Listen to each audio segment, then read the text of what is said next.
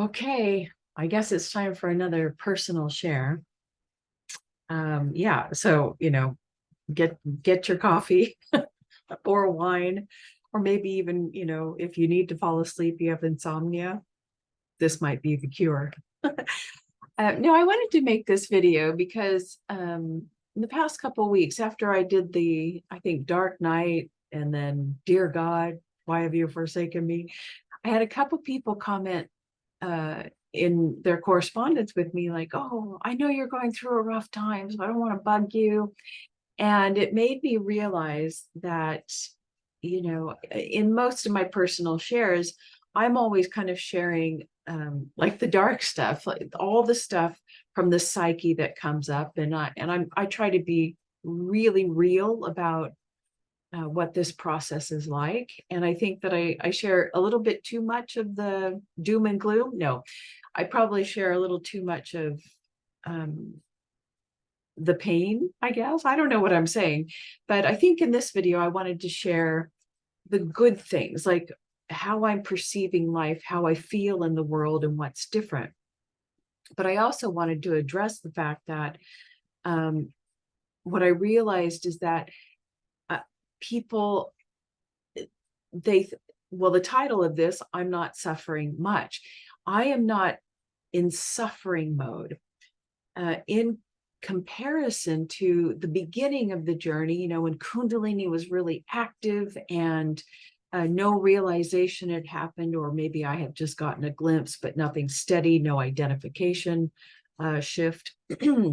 There was real suffering going on because because my identification had not shifted or been released like Velcro, like removed from the mind body complex. Like I couldn't see it clearly, and there's like, oh, suffering and crying and emotionality and that kind of stuff. That's what the Dark Night is not about, really, very much. Very little suffering, although there's a lot of painful moments. And it's the pain you feel when you can so clearly see yourself and all of your quote unquote defects, and maybe how you've been so out of alignment from your true self. It's so painful. But also the pain comes from being in this space where you're not truly disconnected from God or source or whatever the feeling is. It just feels you're in a real dry time. There's no more phenomenon. There's no more this. And you feel like God has forsaken you. Anyway, where do I want to go with this? So maybe I want to share a little bit more about, Zoom thinks I'm raising my hand. So lower my hand. Oh, I hate that. um, yeah. So, and I would say, let's see, I'm not suffering much but I am suffering a little bit. And the suffering comes during, which is all, since my last video, everything's getting less and less and less, because I have had some, I don't know, shifts or deepening or changes, that even deeper changes in perception. I don't even know what to call it, but something has changed once again. So where do I want to start? So I just want to say my daily experience. Number one, my identification has completely removed itself. Like, I don't know what you want to call it, the individual awareness, consciousness before was all mixed in, attached to mind, body, ego, emotions, all this sort of stuff. And it has clearly been pulled away, recognizing consciousness or awareness, recognizing itself for what it is, and it's not that. So identification is fully stable. However, that doesn't mean that it doesn't get, or consciousness or whatever, I don't know what to call it, doesn't get magnetically drawn back into this, so it can clear this away. Okay, so on a daily basis, and this has been pretty much for the last year or more, mind is pretty darn quiet.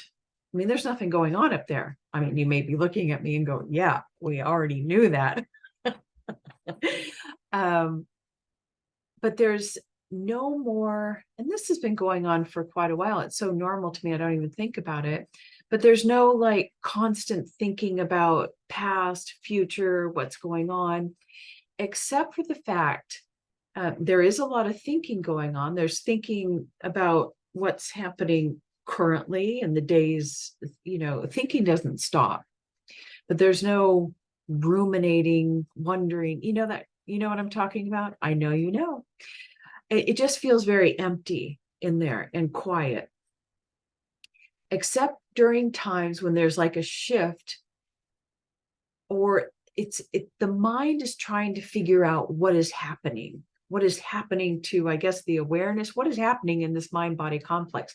And it can't figure it out because it's trying to figure out a non-dual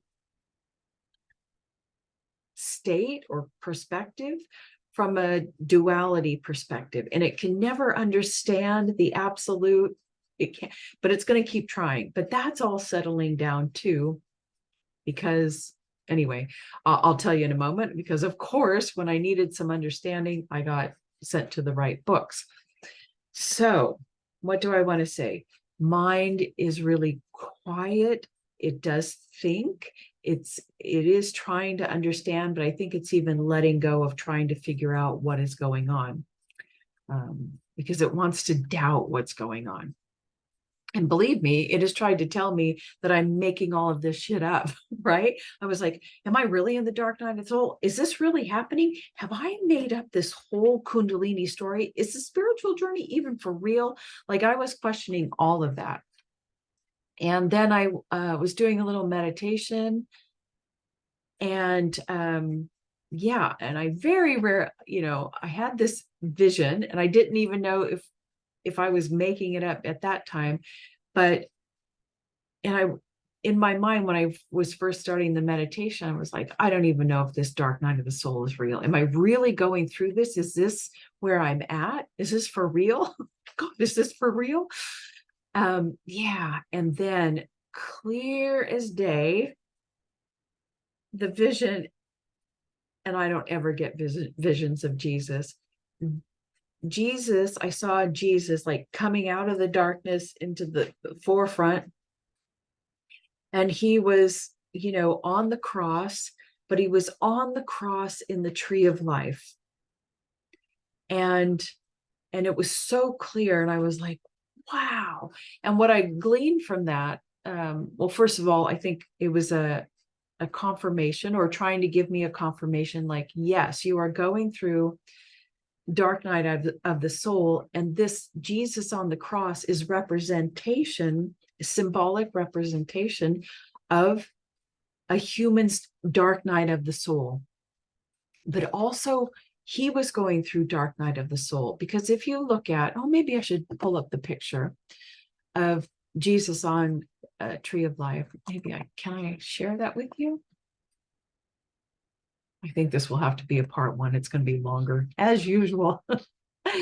Okay, let me share screen. There it is. Okay, so here you see, this is the tree of life, or it's really the tree of knowledge. And here is Jesus. This is exactly what I saw. I mean, not this exact image, but this is how Jesus was splayed out. And I immediately understood that it is representing his dark night of the soul. Because down here, the bottom triangle, this is the individual consciousness, the astral body, the mind, mental and emotional body. And I know you're probably, and this is what we work on in the beginning of our spiritual journey. This is all psychological clearing away. And I know you're saying, oh, well, he was already enlightened when he came in. And yes, he came in with his operating in this realm, the causal Buddhic Christ realm, with all of his gifts and cities fully illuminated. However, at this level, this is where the causal body, which is the Hauser the house and maker of the individual soul that goes down into the physical world, that causal body is still what we call a superego. It's an individualized form. And that is what is breaking down. This is what the dark night of the soul, it is breaking down the entire egoic structure from the physical individual consciousness down here to even the higher body. So this is why it gets so dark, because you can't even see the light of your own causal body. And I read a beautiful thing in John of the Cross at the end, something, and I'm going to butcher what he said, but he said, you know, when this causal body starts breaking down, this dark night, you're breaking any individual form you have to be merged into cosmic consciousness, to have no longer an individualized consciousness, even though you have a sliver left. It's dark because it's a protective mechanism, because actually you are so close to God that, oh, Zoom thinks I'm raising my hand again, but who cares? That it's a protective mechanism because you're so close, but not quite ready to be absorbed, because you still have little individual man ego and causal body ego things to let go of. Yeah, I hope that I just lost my train of thought, so I'm going to stop sharing. Anyway, let's see. Looks like you're done talking. No, yes, cancel that. Lower hand. Yes.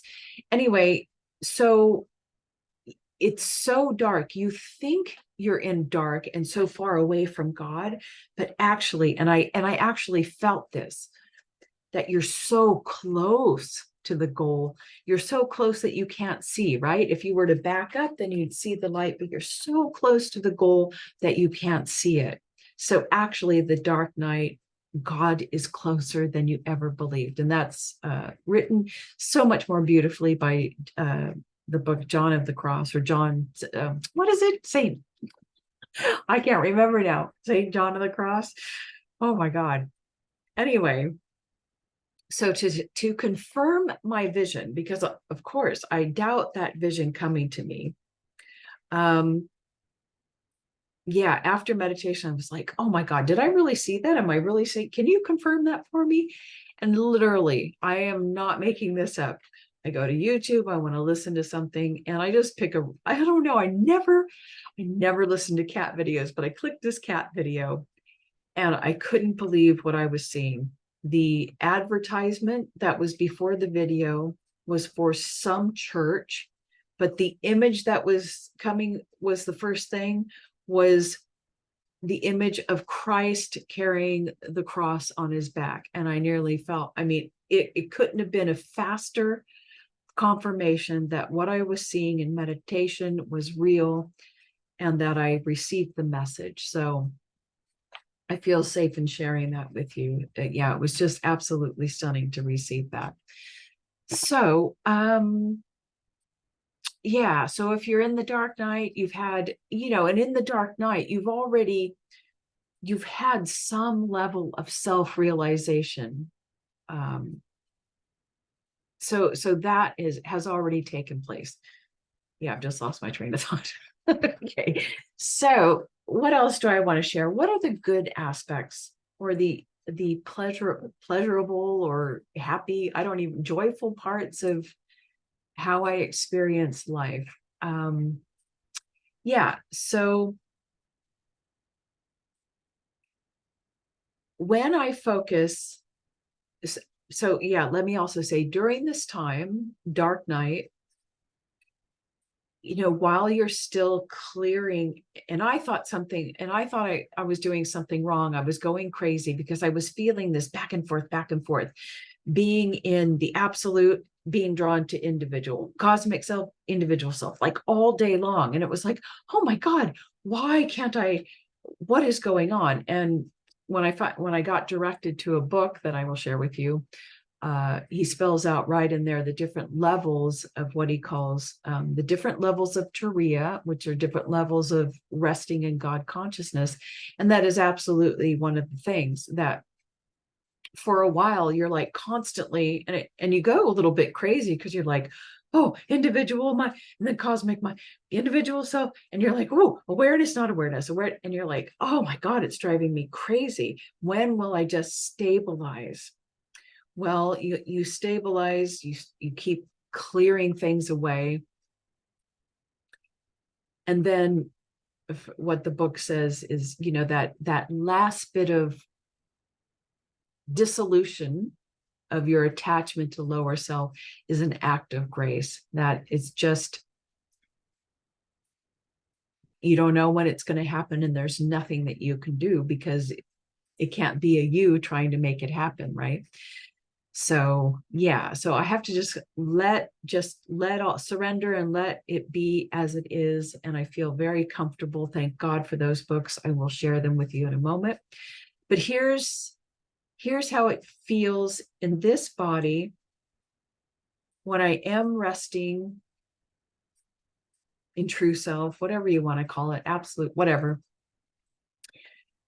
Yeah. So when I move my attention down into the belly, when I'm focused only in the belly, and I'll try to do it here, don't ever do things on video. How do I experience this? I think I've shared some of this before. When I'm belly only, hold on. Of course, that's going to start activating Kundalini, and I already feel, at the base, I feel what we would think is like a sexual energy, but it's not in the genitalia. It's at the base. It's like bubbling of Kundalini, right? Or Shakti. So I feel that, and it's hard to do it and talk and think at the same time. And how I experience this, particularly when I'm walking or just kind of out in the world moving around, and I just focus on the belly breath. How I experience this is I feel like I'm the cosmic self, like I'm the cosmic self looking down at myself in this form, or itself in this form, from like a dollhouse perspective. Like all of this is just a little dollhouse playing, but I'm kind of seeing like from the big picture. And then if I'm out walking or I'm walking around from the belly,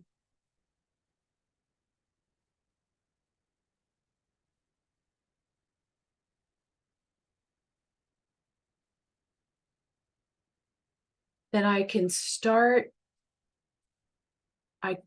it's like I get really grounded, particularly if I'm walking. I suddenly get so grounded, and I can feel the weight of the earth below my feet. And then I can start, then my awareness starts seeing the layers of the earth. It's like I'm starting to see all things because I'm in all things. And if I were to concentrate on, say, like the earth, I'd start seeing all the layers, the strata. And, I just don't, these things are very fascinating to me. They interest me, these feelings, but I don't like dive into them. They don't stick. I don't know. I'm not drawn to like fully engage in these sensations. So I just go, oh, that's great. That's wonderful. I don't stick with it. But it is fascinating. And then if I move my awareness, this isn't really working as well as I thought because I'm having to talk to you online. But if I move my attention into the heart area, I've got to move my thing down here to the bathroom. Let me see.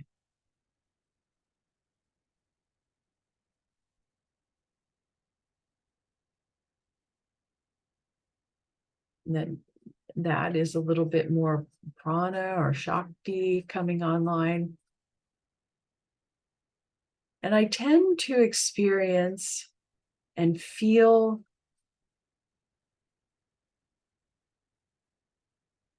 now it's a little bit more personal, a little bit more with a heart feeling into it. And I can feel the consciousness of everything, but there still feels like there is a oneness, but there feels like there is a subject-object relationship. Hold on.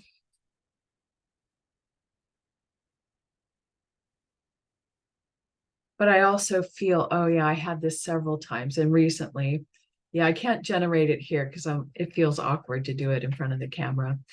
But it feels like from the heart, when I focus on the heart, then I feel like, oh my God, this entire reality in front of me is coming out of me. It's coming out of me. It's not real. It's a little play and a game that I've created, and it's not real. But I I don't know, I created it. Like the creation of the world in front of me came from my heart. Yeah. Yeah. But then when I focus my attention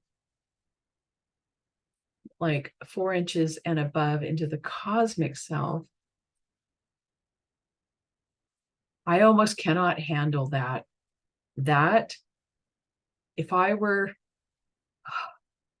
I'm having to grab my thigh because it feels like pure ecstasy wants to take over this body.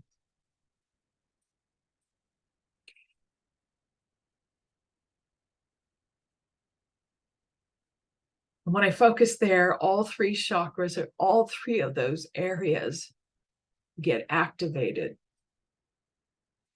And I don't know how you can continue to focus when that energy, that feeling, like, yeah. And I know it's just it's the mind that stops me because it feels like this would be total annihilation. It's so powerful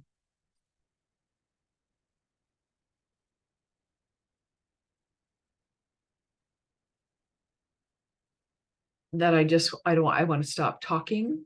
I want to just dissolve into that. It's so alluring and wow, like intoxicating. Yeah. But to me, none of those are where I want to rest. And I think I've found, or I don't know, I don't even know what I'm saying. I'm probably saying all the wrong things. But I've had a shift where before it felt like I was pure awareness. Yeah. And it still had that nothingness. Oh, yeah. That's also what I wanted to say. Sometimes when I'm resting in that nothingness, like I'm just sitting and looking out the window, it feels, I look at things and I can see clearly that they're there, but I deeply sense that they do not exist. It's the strangest feeling because I'm not just resting in awareness, and now I'm definitely not just resting in awareness, but I'm resting, I think, behind awareness, the space of absentness, absolute nothing, absent, like nothing ever was. And that's even moved into my eyes. I don't know how to explain that, but I feel like my there's nothing in my eyes. I don't know how to explain this. This is all so very interesting. But I no longer feel like I'm just resting in awareness, but what's behind it, the absolute absence of everything. And that is profoundly peaceful. And, you know, you could see very clearly that everything emanates from you, even though when I'm in that space, to say me feels completely false. I don't know how to explain it, but I could tell that this body, mind, personality is an emanation from that space, as well as everything else, and everything else feels like it's coming out of me, this space of space and nothingness, or absoluteness, absolute absentness. Yeah, it's impossible to describe, right? And a couple of days ago, I don't even know if experience is the word, but I was doing stuff throughout my day, and was all done resting. I came to sit down, and I sat down and I went, something's missing. Something's missing. And I came to realize, and I was like, where am I? Is there a me there? Where? What I realized was I had spent the entire day fully in absorption.